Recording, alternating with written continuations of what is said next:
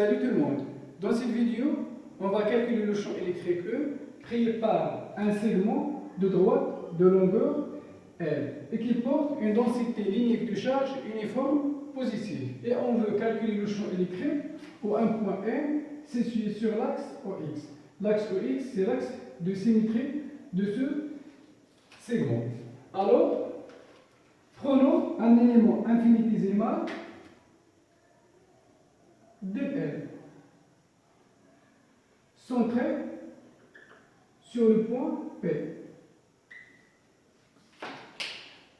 qui porte une charge dq. Alors, OP, c'est L, est repéré, le point P est repéré par L. Et la variation de L, c'est dl. Donc, cet élément va créer un champ élémentaire au point M, dans cette direction. Donc, voilà le champ DE élémentaire. Donc, DE est donné par la relation suivante. DE, c'est dq sur 4 pi y0 fois une distance au carré. Cette distance, c'est Pm au carré, que je la note R. Donc, fois R au carré, fois un vecteur unitaire porté par la droite Pm. Je vais le tracer ici. Voilà un vecteur unitaire de P vers M. Donc, fois le vecteur unitaire U. Donc, je vais projeter le vecteur U sur la base cartésienne. Je prends ici un angle θ. Et je retrouve ici l'angle θ. Donc, je vais faire un petit rappel comment projeter un vecteur U sur une base. Donc, prenons par exemple une base OIJ. Et là, j'ai un vecteur, par exemple, OM. L'angle formé par IOX et OM, c'est θ. Donc, c'est quoi le vecteur OM? Le vecteur OM, c'est la norme de OM fois cos θ fois I. I, c'est le vecteur unitaire qui dirige l'axe OX. Plus OM cos sinus θ plutôt, sinus θ fois G. D'accord? Donc, le vecteur U égale, alors c'est dq. À quoi égale d'abord dq? Dq, c'est lambda dl. Lambda dl sur 4 pi y0 r au carré fois le vecteur U. Donc, je projette le vecteur U sur l'axe OX et OY. Donc, c'est la norme de U, c'est 1 fois cos θ I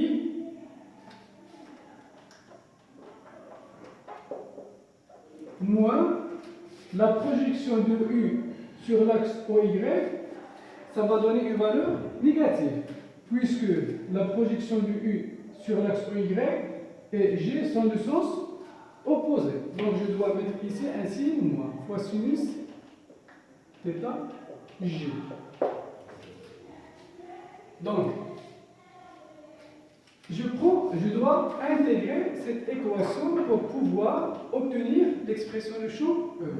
Donc, je dois intégrer sur une seule variable. Ici, j'ai 3 variables, L, R, θ. Donc, on doit simplifier cette expression en n'utilisant qu'une seule variable, c'est θ, qu'on va choisir θ. Donc, je prends tangent de θ. Tangent de θ. À quoi égale tangent de θ? C'est R, le côté opposé, sur OR. Cette distance, c'est Z par exemple, X par exemple. X est une constante, voilà. Donc, tangente de θ, c'est L sur X. X est une, il faut faire attention. X est une constante. L varie, puisque P varie. Donc, L est une variable, θ l'est aussi. Alors, je dérive cette expression par rapport à θ. Donc, la dérivée par rapport à θ de tangente de θ égale la dérivée par rapport à θ de L sur X. La dérivée de tangente θ par rapport à θ, c'est 1 sur cos au carré de θ égale. X est une constante, je peux la faire sortir de la dérivée. Donc il reste 1 sur X fois la dérivée de L par rapport à θ. Donc j'isole dl. Alors dl qu'on cherche, c'est x dθ divisé par dl divisé par cos au carré de θ. Donc je remplace dl par son expression. D'autre part, voilà dl. D'autre part, cos θ égale. Cos θ, c'est le côté adjacent sur le côté hypoténuse. C'est x sur r. Alors, 1 sur r, c'est cos θ sur x.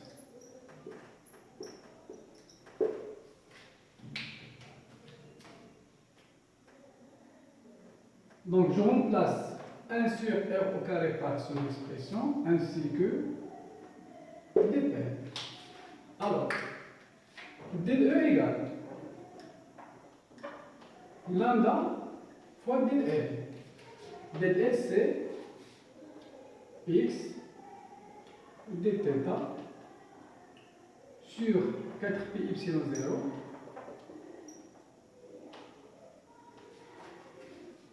dL c'est x dθ sur cos au carré θ fois 1 sur r au carré. À quoi égale 1 sur r carré?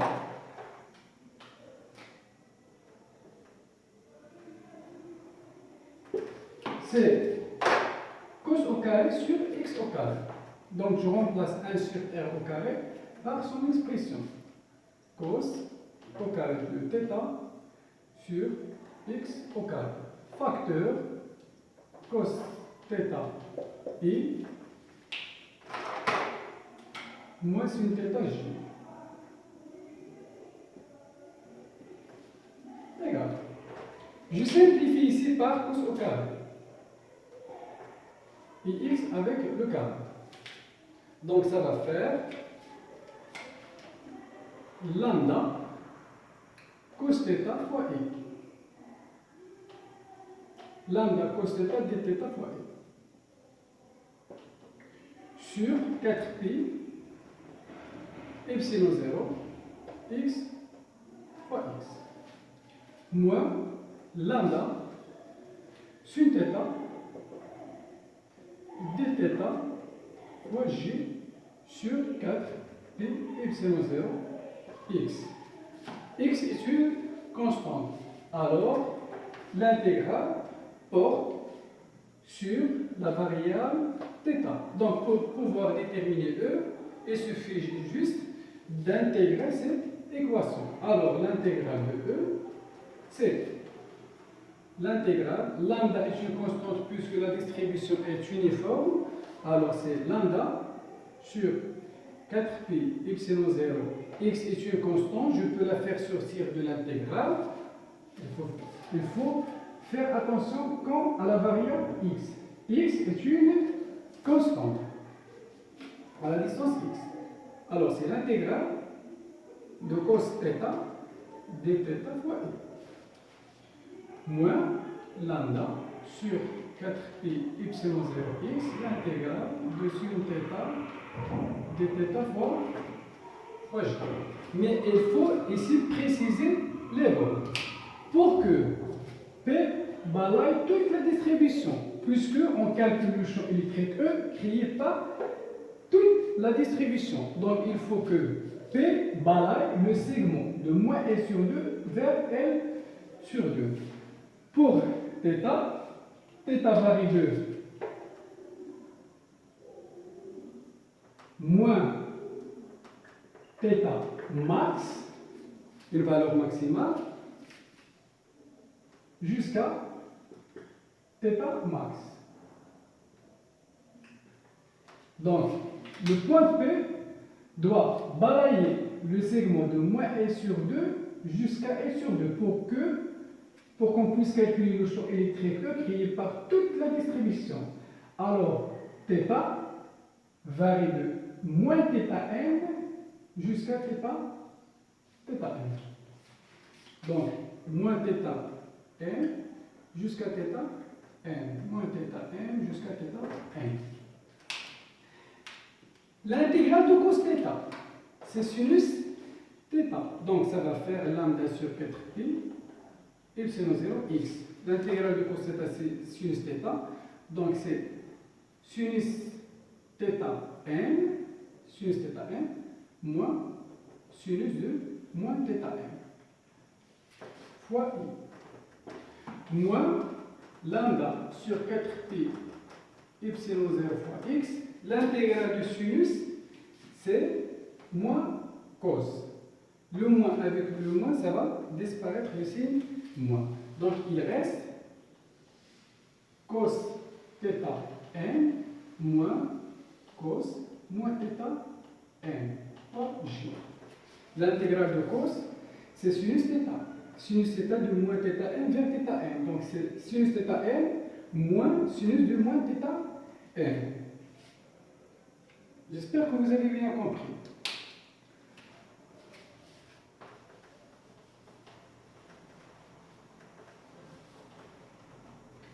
Alors, le champ E égale sinus moins θm. Sinus est une fonction impaire. Donc, sinus de moins θm, c'est plus sinus θn. Je répète, sinus moins θn, c'est moins sinus θm, puisque le sinus est une fonction impaire. Donc, ça va faire 2 sinus θm. Lambda sur 2, puis epsilon 0 x, sinus θm fois i. Ici, le cos est une fonction paire, alors cos moins θ, c'est cos plus θ. Donc, ce terme, ça va disparaître. Donc, le champ E ne dépend que de la direction I. Et c'est évident, puisque l'axe OX est un plan de symétrie. Alors, il faut que le champ électrique E soit porté par l'axe OX. Sinus θn, c'est voilà θn, voilà θn. Sinus θn, c'est l'angle, c'est le côté opposé sur le côté adjacent. Le côté opposé, c'est L sur 2. Sur le côté adjacent, on utilise le théorème de Pythagore. Cette distance au carré égale cette distance au carré plus cette distance au carré. Cette distance au carré, c'est L sur 2 au carré. Plus cette distance au carré. Et je dois mettre la racine carré. Puisque R au carré, plutôt cette distance au carré que je cherche, cette distance, c'est R max égale L sur 2 au carré plus X au carré. R max au carré. Voilà R max. Donc, le champ électrique E égale lambda sur 2pi epsilon 0x L sur 2, la racine carrée de L sur 2 au carré plus x au carré fois i. Et je passe à la deuxième question. le cas où étudier le cas où x est très supérieur à l. Donc ici, je dois négliger l devant x, puisque l est très supérieur à l. Alors, le champ électrique E égale lambda sur 2pi epsilon 0x, L sur 2. Racine de x au carré, c'est x puisque x est positif. X est positif. Donc, L sur 2, x est positif. Donc, ça va faire lambda L sur 2 fois 2, c'est 4 pi epsilon 0, x au carré. Conclusion. Lambda de L n'est rien d'autre que la charge portée par ce segment sur 4 pi epsilon 0 x.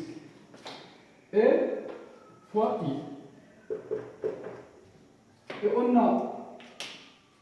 Et on sait que le champ électrique E, créé par une charge ponctuelle, égale Q sur 4pi epsilon 0 R au carré fois U. Donc le champ électrique trouvé est assimilable au champ créé par une charge ponctuelle. Voilà la conclusion. Le champ électrique créé, c'est celui du champ électrique E créé par une charge ponctuelle. Et merci d'avoir suivi cette vidéo. À la prochaine vidéo pour que je puisse continuer l'exercice. Et vous allez trouver l'énoncé de cet exercice dans la description de cette vidéo. Au revoir.